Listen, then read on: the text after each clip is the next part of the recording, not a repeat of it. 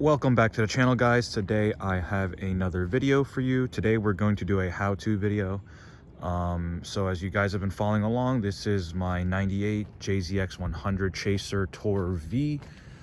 Just got it from Japan last week, and as you can see here, we are prepping it for oil change. So some of the tools we're going to need today, I have two oil filter wrenches. So this one to grab on for a long boy, that one can go in a socket.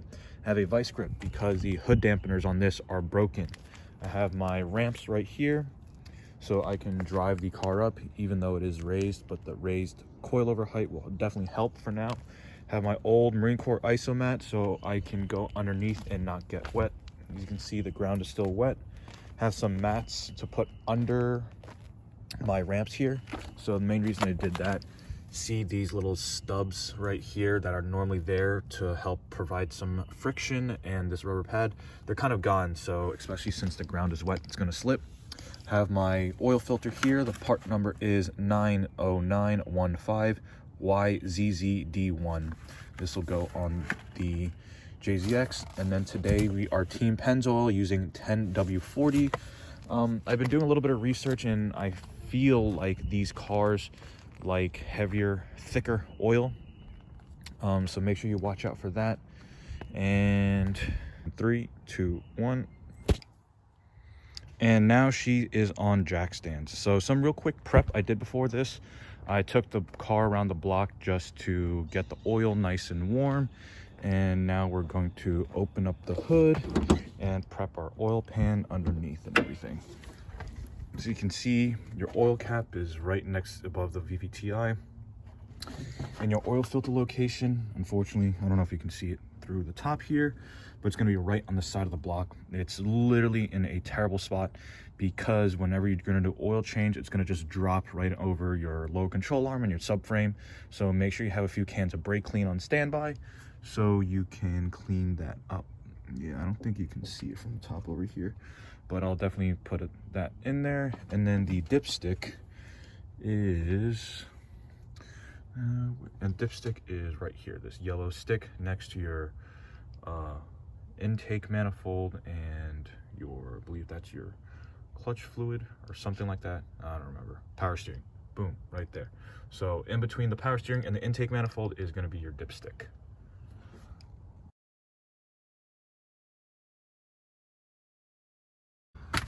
Okay guys, so quick update. We're underneath the car.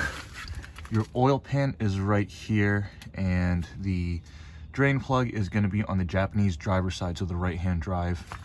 But wanted to show you the oil filter is that piece right there. I don't know, hopefully it'll, maybe, yeah. So that piece right there is going to be your oil filter. As you can see, there's going to be a lot of stuff in the way. So having an oil filter wrench tool is going to be very important in order to remove that thing, because this is in the way. Whatever this is, that's going to be in the way. Other than that, should be pretty good.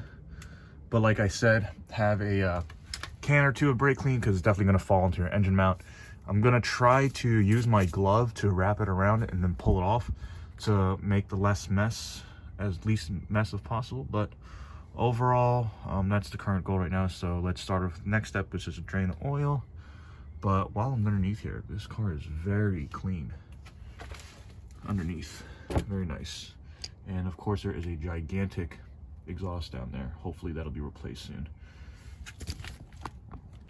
So now that we have all our tools set up, so here we have a 3/8 socket. You can use any socket, but you do need to use a 14 mil. And our oil pan is set up. We're going to open up the drain cap up here. Keep that on the side, don't lose it. We are going underneath. And we're going to remove the drain plug. So have your oil pan set. Make sure you set this to loosen, put the socket over, and then start pulling and cranking.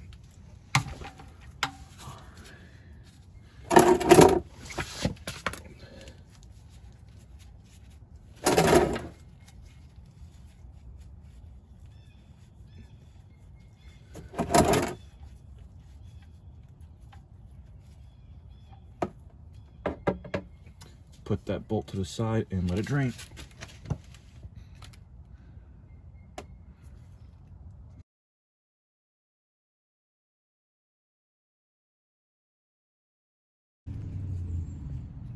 All right, guys, so while we're waiting for the oil to drain out, as you can see, it's on its last little bits right there. Just want to let you know that I did put this on the road because there's a slight tilt in the road, so it's going to help drain all the oil out easier. This isn't a necessary step that you need to take, but I want to clear as much engine oil out as we can. So we're just patiently waiting for all that oil to stop dripping.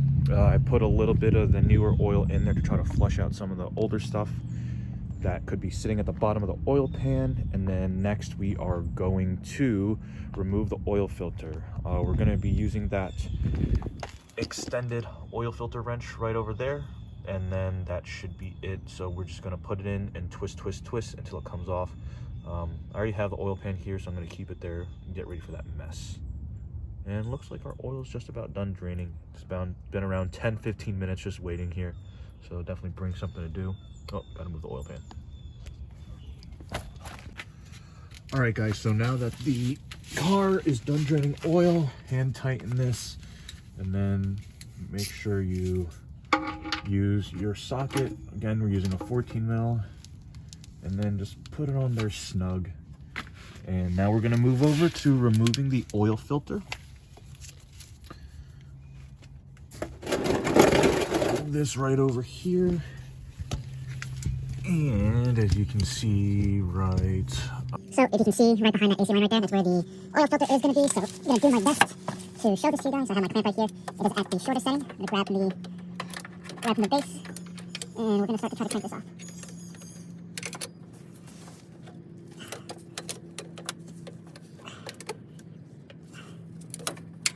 oh no. All right, so if you can't see, it's starting to leak. I'm going to move the oil pan, and now it's going everywhere. Now you can understand why I do not like doing oil changes on JZX100s. Toyota, you did a great job on the engine, minus the oil filter location. So I'm basically just using the oil filter wrench to spin this off, and I'll probably get my hand in there soon enough just to, so the oil filter doesn't move everywhere.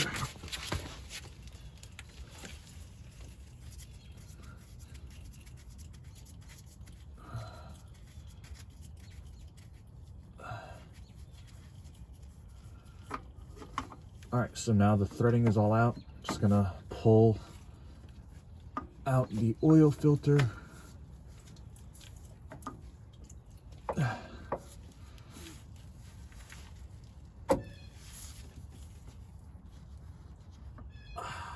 And now you see why I'm telling you, you need brake clean when you do oil changes on these things.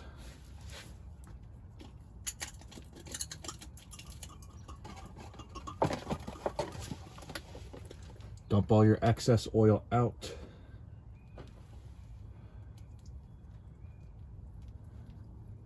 And use your brake clean to clean off as much of that oil as you can. Make sure you dispose of all your stuff in the most environmentally friendly way possible. We only have one planet. And at this point, I'm going to swap out my gloves too, because these are completely tarnished.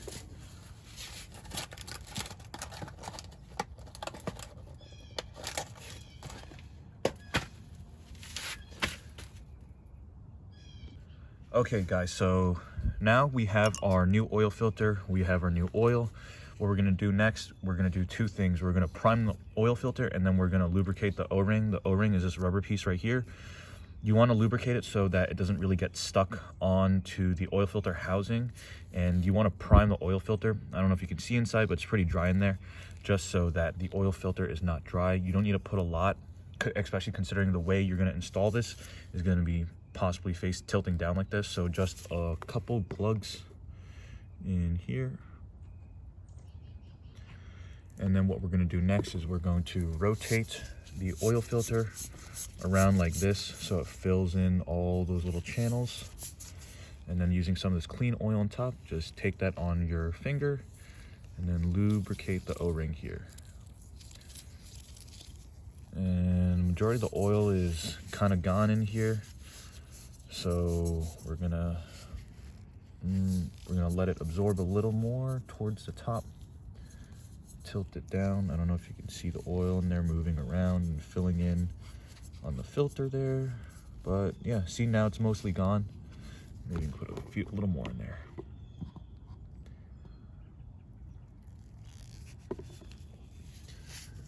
Tilting it forward and letting the dry oil filter absorb it all.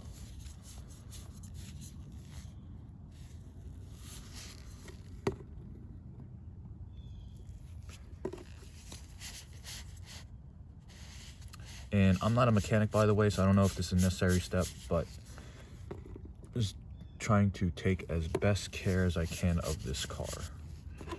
And for reference, from what my research, the 1JZ takes about 5.5 quarts of oil, and I have 6 quarts of oil for this today, so it shouldn't be too bad.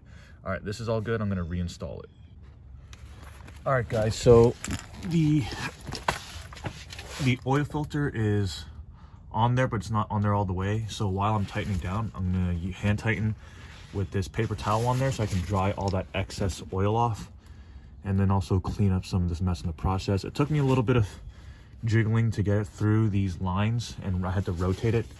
So just make sure you're careful with that and you don't puncture anything. All right, guys, so now should be the easiest part. You have your funnel ready and you have your oil. So this is 5 quarts, as you can see right there.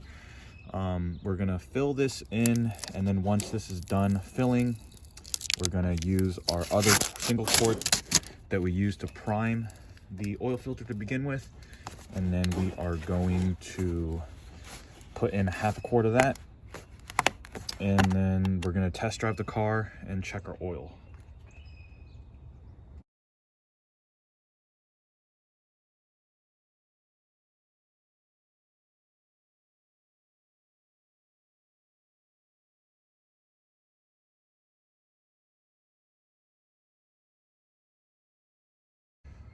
All right, guys, so if you can see there, we're a little bit below the 500, which should be good to go.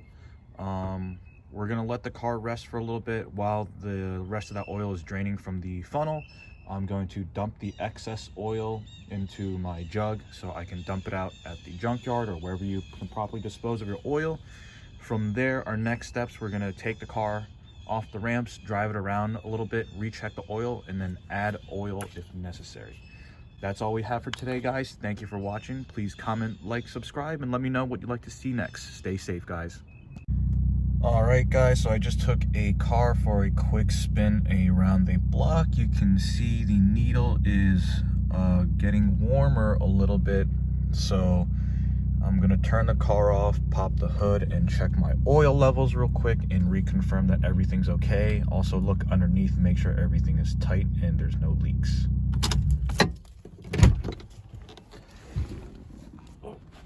Oh God, Bride Zeta does not make it easy to get in and out. No, but it would also help if I pop the hood. Hood pop, hood latch is right here, right hand side. And we're gonna grab our vice grip because the hood prop doesn't work.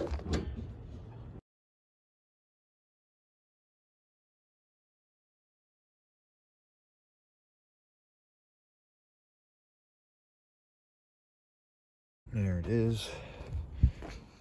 Take our rag and we're gonna check. So pull the dipstick, wipe it clean, put it back down again. And you can see we're right at around half. So the top goes to right here when it should be in between there. So I'm gonna add a little more.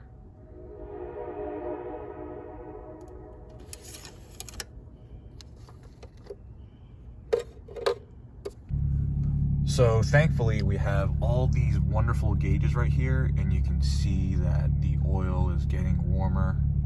So we're going to recheck. So as I mentioned earlier, this part of my road is on a slight tilt, slight angle.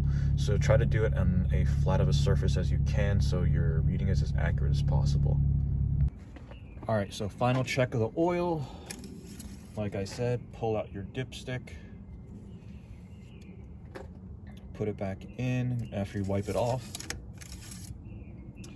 And we are a little bit over, which isn't bad. It's not smoking from the rear, so it's not the end of the world. If anything, you can always drain some of it out very quickly.